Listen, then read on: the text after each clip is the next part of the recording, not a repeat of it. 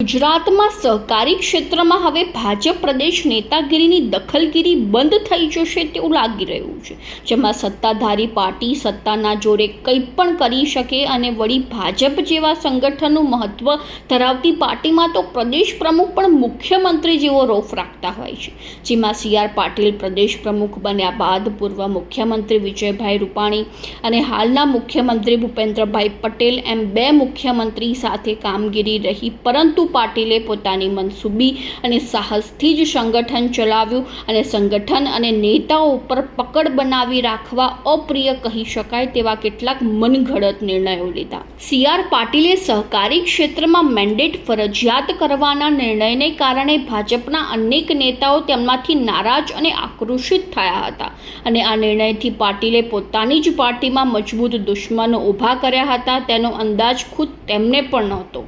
જોકે વિધાનસભા અને ત્યારબાદ લોકસભાની ચૂંટણીના વર્ષ હોય બધા નેતાઓ સમસમીને બેસીને યોગ્ય સમયની રાહ જોઈ રહ્યા હતા.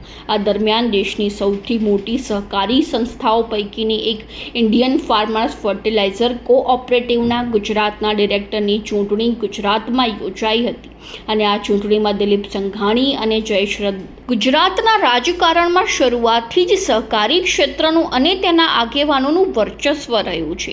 સહકારી ક્ષેત્ર સામાજિક અને રાજકીય બંને રીતે લાભવંતું હોય. અગ્રણી સામાજિક અને રાજકીય આગેવાનો સહકારી સંસ્થાઓમાં હોદ્દેદારો બનતા હોય છે. ગુજરાતમાં લોકસભાની ચૂંટણી વચ્ચે ઐતિહાસિક રાજકીય ઘટના બની ગઈ, જેને ભાજપની પ્રદેશ અને કેન્દ્રીય નેતાગીરીની મનમાની રીતે મેન્ડેટ આપવાની પ્રક્રિયાને જોરદાર લપડાક ઝીંકી દીધી.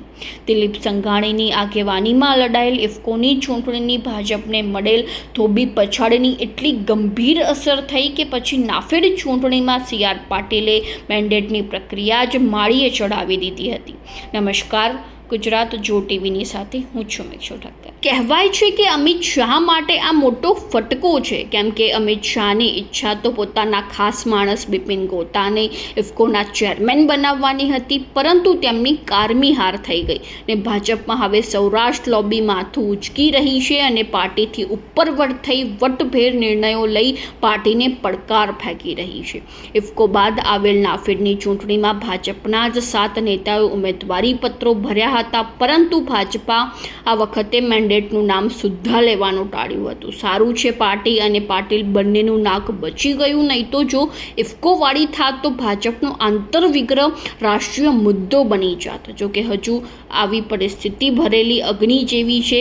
જોઈએ કે લોકસભા ચૂંટણી પછી કેવા પરિણામો આવે છે અને નવા સમીકરણો કેવા રચાય છે.